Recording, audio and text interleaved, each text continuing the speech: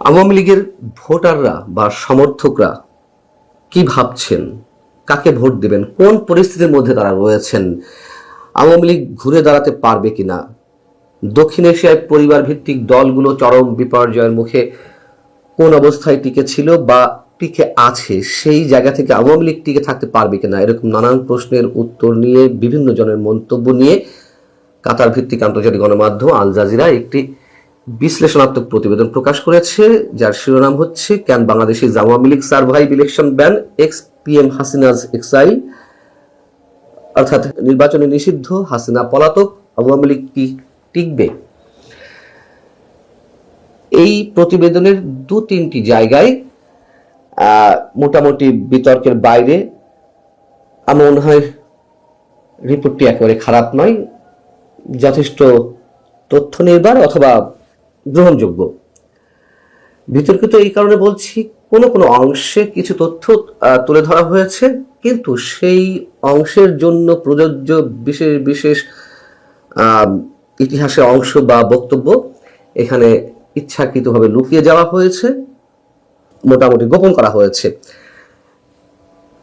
আল জাজিরার এই প্রতিবেদনটি বাংলা করলে যা দাঁড়ায় আমি একটু সংক্ষেপে আপনাদের সঙ্গে শেয়ার করতে চাই। এখানে বলা হচ্ছে যে 2024 সালে ছাত্র জনতার গণ অভ্যুত্থানে শেখ হাসিনা সরকারের পতন হয়, বাংলাদেশের রাজনীতিতে আসে এক নাটকীয় মোড়, হাসিনা দেশ ছেড়ে ঘনিষ্ঠ মিত্র ভারতে পালিয়ে যান, এরপর আওয়ামী লীগকে সব ধরনের রাজনৈতিক কর্মকাণ্ড থেকে নিষিদ্ধ করা হয়, হাসিনারই প্রতিষ্ঠিত বিশেষ ট্রাইব্যুনালে তার অনুপস্থিতিতে গণহত্যার নির্দেশ দেওয়ার দায়ে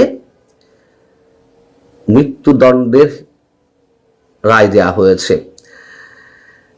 ওই যে বলছিলাম যে কিছু কিছু বক্তব্য যা প্রযোজ্য হওয়া উচিত এখানে লুকিয়ে যাওয়া হয়েছে, বিতর্ক সৃষ্টি করেছে। এই যে বিশেষ ট্রাইব্যুনাল, এই ট্রাইব্যুনাল কি সাধারণ কোনো ট্রাইব্যুনাল? এটির নাম কি? আন্তর্জাতিক যুদ্ধাপরাধ ট্রাইব্যুনাল। এখানে 2024-এর 5 আগস্টকে কেন্দ্র করে যা যা ঘটেছে তার আগে ধরে নিলাম যে শেখ হাসিনা গণহত্যার নির্দেশ দিয়েছেন, কিন্তু সেটি কি আন্তর্জাতিক অপরাধ কোনো কিছু সংঘটিত হয়েছে, মানে আন্তর্জাতিক অপরাধ ট্রাইব্যুনালে বিচারের জন্য?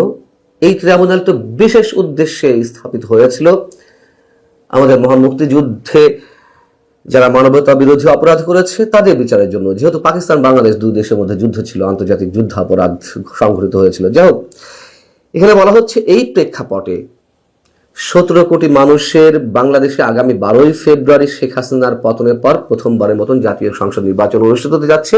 তবে এই নির্বাচনে থাকছে না আওয়ামী লীগ, অথচ এই দলটি স্বাধীনতার পর দীর্ঘ সময় ধরে দেশ শাসন করেছে।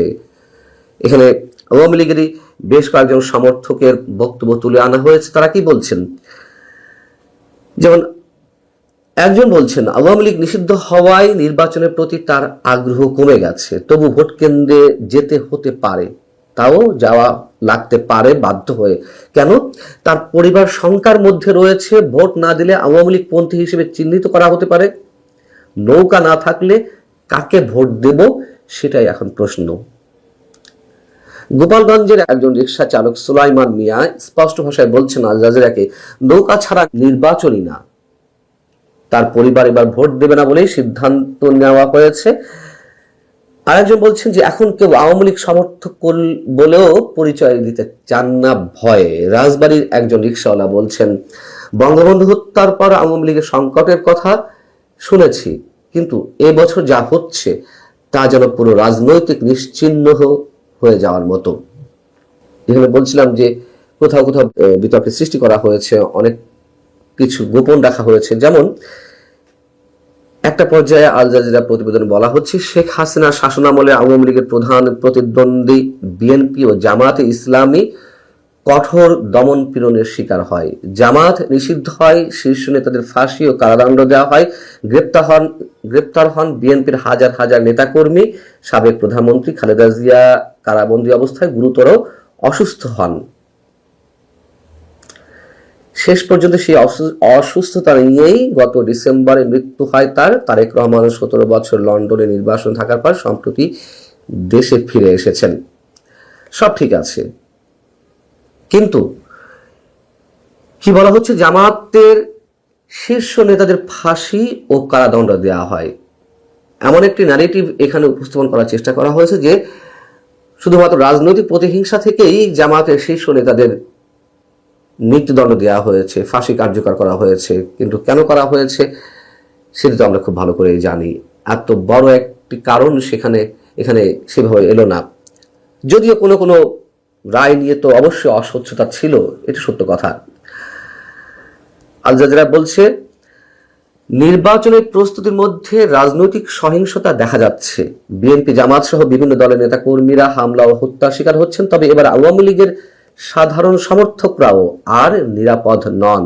হাসিনার শাসনামলে সংঘটিত গুম, খুন, নির্যাতন ও দমনপীড়নের দায়ে দলটির বিরুদ্ধে জনরোষ তীব্র ছিল একটা সময়ে, কিন্তু যখন 5 আগস্টের আন্দোলনকে ঘিরে এর পেছনে যে ম্যাটিকুলাস ডিজাইনগুলো ছিল সেগুলো আস্তে আস্তে আন্তর্জাতিক বিভিন্ন গণমাধ্যমে প্রকাশিত হচ্ছে, তখন তো এটা সত্য কথা যে জনরোষ আস্তে আস্তে কমছে, বরং মানুষের আবেগকে পুঞ্জীভূত করে যারা এই অভ্যুত্থান সংগঠিত করেছিল তারাই তখন জনরোষের মুখে। এখানে বলা হচ্ছে যে কোনো বিশেষজ্ঞ বলছেন, নির্বাচনের পর আওয়ামী লীগের সমর্থকরা স্থানীয় বাস্তবতায় নিজেদের মানিয়ে নেবে। ধীরে ধীরে তারা অন্য প্রভাবশালী শক্তির সঙ্গে যুক্ত হবে। এতে দলটির পুরনো সমর্থন ভিত্তিক পুনর্গঠন কঠিন হয়ে পড়বে।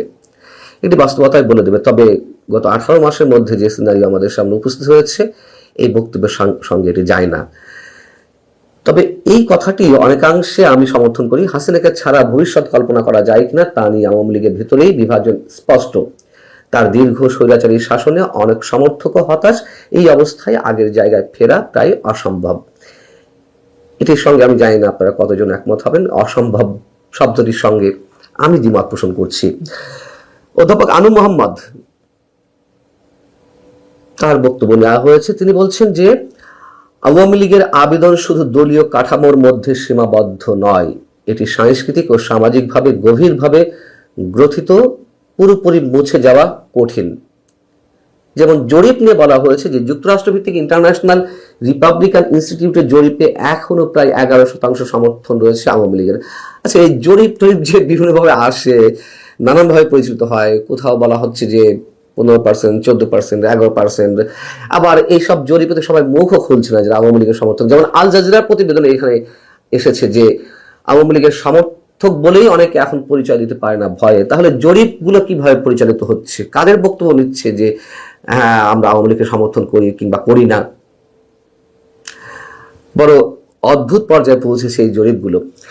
এখানে আটলান্টিক কাউন্সিলের দক্ষিণ এশিয়া বিষয়ক বিশেষজ্ঞ মাইকেল কুগেলম্যান, অনেকে আমরা তাকে চিনি জানি, তিনি বলছেন যে আওয়ামী লীগ ছাড়া নির্বাচন পূর্ণ গণতান্ত্রিক নয়।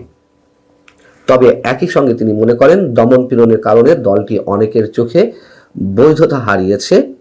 সত্য কথা। দক্ষিণ এশিয়া রাজনীতিতে বংশানুক্রমিক দলগুলো সহজে মরে না বলেও তিনি মন্তব্য করছেন। পরিস্থিতি বদলালে আওয়ামী লীগের প্রত্যাবর্তন অসম্ভব নয়।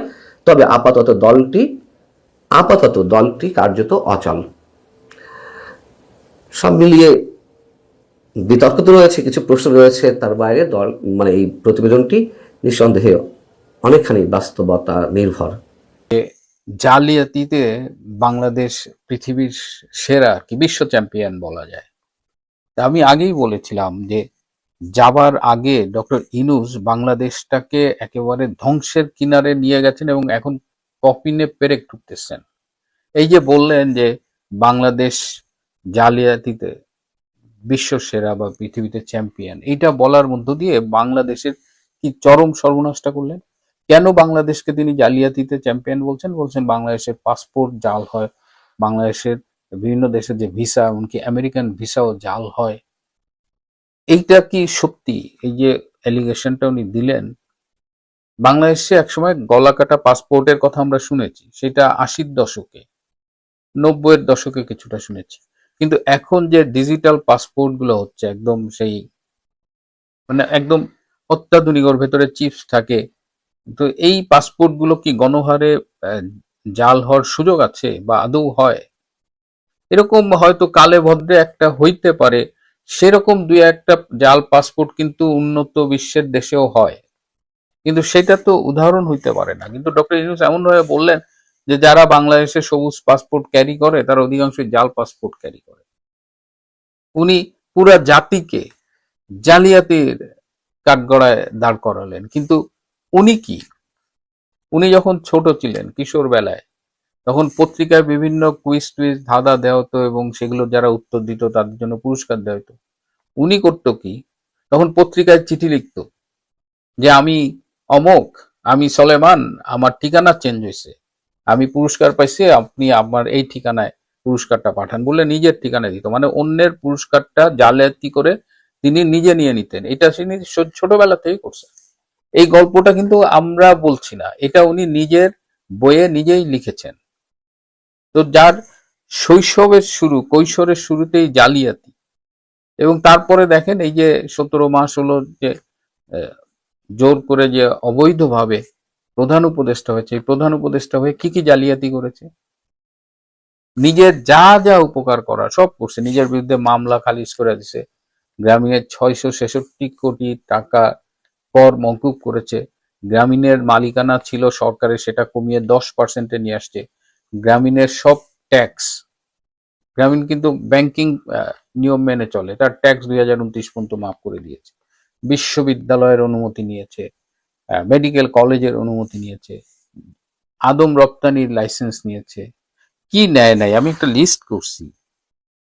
মানে জালিয়াতির চরম সে নিজে করেছে, এবং সে নিজে একটা জালিয়াত, সে মনে করে তার মতো বাংলাদেশের সবাই জালিয়াত। এবং এই 17 মাসে বাংলাদেশকে, একজন আজকে বলতেছিল যে শেখ হাসিনা বাংলাদেশটাকে সিঙ্গাপুর বানাবে এই চেষ্টা করছিল, তিনি এসে বললেন যে না, সিঙ্গাপুর না, আমরা আমেরিকা হব। তো সবাই দেশবাসী ওনার প্লেনে উঠলো, উনি আমেরিকা যাওয়ার কথা বলে উনি পাকিস্তানে সবাই নামায় দিলেন। বাংলাদেশ একটা উদীয়মান ইমার্জিং একটা ইকোনমির দেশ, সেই দেশটাকে এখন পাকিস্তানের মতো ফকির বানাচ্ছে। বিদেশি বিনিয়োগ অলরেডি 62% নাই হয়ে গেছে।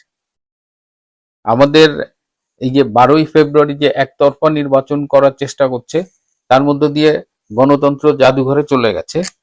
ট্রান্সশিপমেন্ট চুক্তি বাতিলের মাধ্যমে $2 বিলিয়ন রপ্তানি আজকে ঝুঁকির মুখে। নন ডিসক্লোজার এগ্রিমেন্টের মধ্য দিয়ে 5টি বন্দর বিদেশিদের হাতে তুলে দিচ্ছে। বাংলাদেশের সব উন্নয়ন কার্যক্রম থমকে গেছে, কোনো উন্নয়ন কার্যক্রম নতুন করে শুরু করেনি, কিন্তু ইতিমধ্যেই $18 বিলিয়ন লোন নিয়ে ফেলেছে এবং সেই লোনের টাকা হাওয়া হয়ে গেছে। লন্ডন প্রবাসী একজন অর্থনীতিবিদ আছে মামুনুর রশিদ, তিনি বললেন যে $200 বিলিয়ন তারা দেশ থেকে অলরেডি 17 মাসে পাচার করেছে। $200 বিলিয়ন, চিন্তা করা যায় মানে কি পরিমাণ ফ্রডকে এই মানুষ ক্ষমতায় বসিয়েছে, জোর করে মানুষের সাথে প্রতারণা করে তিনি এই কাজটা করেছে। এখন এই লোকটা ক্ষমতার থেকে তো যেতে চান না, কিন্তু তিনি ফেব্রুয়ারির ইলেকশনের পরে কি চলে যাবেন? এইটা আমরা যখন ডিগ ডাউন করছিলাম তখন তার ব্যক্তি বিশেষ সহকারী প্রফেসর আলী রিয়াজ, সংবিধান বিশেষজ্ঞ না হয়েও সংবিধান সংস্কার কমিটিতে ছিলেন, লিড দিয়েছেন, আবার জাতীয় ঐকমত্য কমিশনের সহসভাপতি ছিলেন, ডক্টর ইউনূস সেটার সভাপতি ছিলেন। তো এখন আলী রিয়াজ একটা স্টেটমেন্ট দিয়েছেন, সেটা হলো যে 12ই ফেব্রুয়ারি নির্বাচনের পরে যারা নির্বাচিত হবেন তারা প্রথম 6 মাস গণপরিষদ সদস্য থাকবেন। সাধারণত কি হয়, ইলেকশন হয়, এমপি হয়, তারা শপথ নেয়, সরকার গঠন করে, একজন প্রধানমন্ত্রী হয়, মন্ত্রী পরিষদ হয়, বিরোধী দল হয়। এখানে সেটা হবে না, তখন যারা ইলেক্টেড হবে তারা গণপরিষদ সদস্য হবে। এই গণপরিষদ সদস্যদের কাজ হবে তখন এই জুলাই সনদের আলোকে সংবিধান সংবিধান সংশোধন করা, সংবিধান সংশোধন করে তখন সংবিধানের নিম্নকক্ষ যারা নির্বাচিত হলেন এবং এই আনুপাতিক ভোটের হারে উচ্চ কক্ষ গঠিত হবে, এবং তখন তারা যাই সিদ্ধান্ত নিক সংবিধান সংশোধন সহ সেটা উচ্চ কক্ষে অ্যাপ্রুভ হইতে হবে, তারপর সেটা রাষ্ট্রপতির কাছে যাবে। এবং এখন এই আনুপাতিক হারে যেটা নেপালে হয়েছে, দেখা গেল ছোট ছোট পার্টি বা জামাত টামাত যারা বিরোধী দলে থাকে এরা উচ্চ কক্ষে এমন একটা সংখ্যা পায় যে তারা তখন পুরো সংসদটাই অস্থিতিশীল হয়ে যায়। সরকার একটা বিল পাস করাতে চাচ্ছে, সেটা হচ্ছে না, তো একটা ক্যাওটিক সিচুয়েশনের মধ্যে হবে। তো এই 6 মাস ডক্টর ইউনূস কি ক্ষমতা ফেব্রুয়ারি ইলেকশনের পরে চলে যাবে? এই 6 মাস গণপরিষদ হলে ক্ষমতা কাদের হাতে থাকবে? এই 6 মাস ডক্টর ইউনূস তার উপদেষ্টা পরিষদ নিয়ে ক্ষমতায় থাকবে, তার মানে আগস্ট পর্যন্ত সে ক্ষমতা চালায় যাবে। তারপরে আবার নতুন কোনো ষড়যন্ত্র আসে কিনা সেটা আমরা বলতে পারছি না, কিন্তু অগস্ট পর্যন্ত যে সে ক্ষমতায় থাকতে চাচ্ছে, অগস্টের আগে যে সে ক্ষমতা ছাড়বে না, এটা মোটামুটি তার দিক থেকে নিশ্চিত হয়ে গেছে। এবং তার কিছু যে কোর উপদেষ্টা পরিষদ আছে তারা মোটামুটি এই ষড়যন্ত্রটা করেছে এবং এটাই আলী রিয়াজ মার্কেটে ছেড়েছে। এই কথা শোনার পরে আমার একটি সূত্র বিএনপির কেন্দ্রীয় নেতৃবৃন্দের সাথে যোগাযোগ করেছিলেন, যে খুব গুরুত্বপূর্ণ এক নেতা, তিনি বলেছেন যে নির্বাচনটা শুধু হোক, যদি বিএনপি মেজরিটি নিয়ে ক্ষমতায় যায় তাহলে সর্বোচ্চ ডক্টর ইউনূসকে সময় দেওয়া হবে 10 দিন। এই 10 দিনের মধ্যে তিনি ক্ষমতা হস্তান্তর করে চলে যাবে সসম্মানে। যদি সেটা না করে টালটু বাল্টু করে তাহলে তাকে পিছনে লাথি দিয়ে খেদানো হবে।